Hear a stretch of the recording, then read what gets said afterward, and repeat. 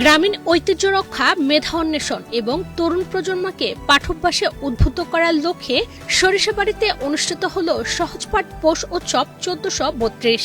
26 December শুক্রবার জামালপুরের সরিষাবাড়ি উপজেলায় হাসরা মাজালিয়া গ্রামে সহজপাঠ ফাউন্ডেশনের উদ্যোগে দ্বিতীয়বারের মতো এই উৎসবের আয়োজন করা হয়। পৌষের হাড় কাঁপানো শীত উপেক্ষা করে এদিন সকাল 7টায় খেজুরের রস খেয়ে শুরু হয় উৎসবের আনুষ্ঠানিকতা। শীত আর খেজুরের রস একে অপরের পরিপূরক, আর আজকে এই অনুষ্ঠানে এসে শীতের খেজুরের রস খেয়ে শীতের পুরানো দিনের স্মৃতি মনে পড়ে গেল। দুপুরে গ্রামের প্রধান সড়ক প্রদক্ষিণ করে উৎসব প্রাঙ্গণে এসে শেষ হয় বর্ণাঢ্য র্যালি। এ সময় উপস্থিত দর্শক ও এলাকাবাসীর মধ্যে ব্যাপক উৎসাহ লক্ষ্য করা যায়। বিকেলে শুরু হয় জমজমাট বিতর্ক প্রতিযোগিতা। এতে প্রতিদ্বন্দ্বিতা করে বয়রা ইসরাইল আহমদ উচ্চ বিদ্যালয় এবং রুদ্র বয়রা উচ্চ বিদ্যালয়। যুক্তির লড়াইয়ে দর্শক শ্রোতারা মুগ্ধ হন। প্রতিযোগিতা শেষে চ্যাম্পিয়ন দল, রানার্স আপ দল এবং শ্রেষ্ঠ বিতর্কিতের হাতে সম্মাননা স্মারক তুলে দেওয়া হয়। এরপর শুরু হয় আলোচনা সভা ও পুরস্কার বিতরণী। পদ্মা সেতু, মেট্রো রেল এবং এলিভেটেড এক্সপ্রেসওয়ে নির্মাণের গর্বিত অংশীদার বসুন্ধরা সিমেন্ট। চলতি বছরে প্রথমবারের মতো চালু হয়েছে সহজপাঠ ফাউন্ডেশনের সম্মাননা। সমাজসেবায় বিশেষ অবদানের জন্য বিশিষ্ট সমাজসেবক মামুন বিশ্বাস এবং উন্নয়নমূলক কর্মকাণ্ডের নিবেদিত প্রাণ আসাদুজ্জামান রুবেলকে এই সম্মাননা দেওয়া হয়। উৎসবের অন্যতম আকর্ষণ ছিল সহজপাঠ ফাউন্ডেশনের বার্ষিক ম্যাগাজিন সহজ কথনের মোড়ক উন্মোচন এবং উৎসবের বিশেষ আকর্ষণ ছিল আতিউর রহমান নির্মিত ডকুমেন্টারি ফিল্ম বইয়ের ফেরিওয়ালার প্রদর্শনী। আতিফ আসলামের বই নিয়ে সংগ্রামের গল্পে নির্মিত হয়েছে এই ডকুমেন্টারিটি। আমাদের আবহমান বাংলার ঐতিহ্য আমরা ছোটবেলা থেকেই দেখে আসি। আমাদের দাদারা যে খেজুরের রস শীতের সময় আসলে পরে ভোর সকালে হেঁটে হেঁটে খেজুরের রস খেতে যেত। তো আমাদের যে নতুন প্রজন্মের ছেলে মেয়ে তাদের কাছে এই ঐতিহ্যটা তাদের সামনে উঠিয়ে আনার জন্য আমরা আজকে এই পৌষ উৎসবে সকালবেলা আমরা খেজুরের রস উৎসবের একটি আয়োজন করেছি। এর মাধ্যমে আমরা সেই ঐতিহ্যকে ধারণ করার চেষ্টা করছি নতুন প্রজন্মের মাঝে।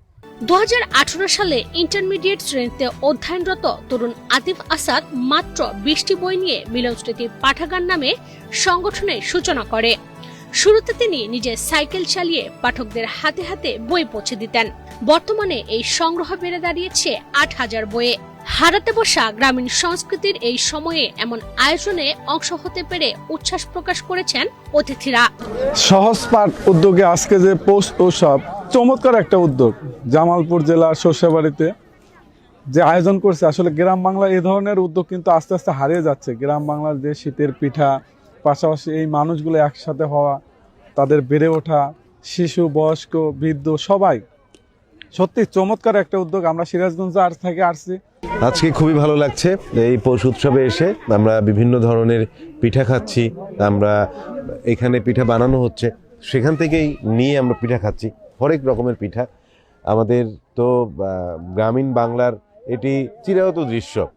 শীতকালে পিঠা পুলি যদিও এখন শহরেও পাওয়া যায়, তবে এই পৌষে বা শীতকালেই কিন্তু এই পিঠার মূল সময়। সবাইকে অনেক শুভেচ্ছা এবং ভালোবাসা। আমি মেহেরুল ইসলাম, বগুড়া জেলা সোনাতলা উপজেলা থেকে এসেছি সহজপাঠ ফাউন্ডেশনের পৌষ উৎসবে। এখানে এসে আমি আমার সেই শৈশবকে ফিরে পাচ্ছি। এখানের যে আয়োজন অত্যন্ত চমৎকার, বিশেষ করে দেশীয় উপকরণ দিয়ে হচ্ছে জমির খড়, তারপরে আপনার খেজুরের ডাল, এগুলো দিয়ে যে চমৎকার একটা দেশীয় ইমেজে এই ডেকোরেশনগুলো করা হয়েছে, এটি আসলে খুবই চমৎকার বলতে গেলে। এবং সার্বিক অবস্থায় বিবেচনায় একটা উৎসব ভাব চলছে এখানে। সবাই ছোট বাচ্চা থেকে বুড়ো সবাই একটা আহ্লাদে এই উৎসবটাকে উপভোগ করছে। আমি ছোটবেলা থেকে আমার নানি দাদিদের কাছে হচ্ছে পিঠা উৎসব সম্পর্কে অনেক কিছু জানতাম। তারা ওই টাইমে কীভাবে তাদের অনুষ্ঠানগুলো উদযাপন করতো, কীভাবে পিঠা পুলি তারা বানাতো।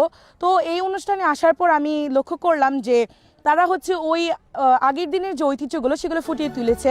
আতিক আসাদ জামালপুরের সরিষাবাড়ি সহ বিভিন্ন এলাকায় 18টিরও বেশি পাঠাগার গড়ে তুলেছেন। তার এই ব্যক্তিগত উদ্যোগই এখন সহজপাঠ ফাউন্ডেশন নামে প্রাতিষ্ঠানিক রূপ পেয়েছে। সহজপাঠ ফাউন্ডেশনের মূল লক্ষ্য হলো গ্রাম ও শহরে পাঠাগার বিস্তারের মাধ্যমে তরুণ প্রজন্মের মধ্যে পাঠভ্যাস ও নৈতিক মূল্যবোধ জাগিয়ে তোলা। ইশরাত চৈতি, বাংলাদেশ প্রতিদিন।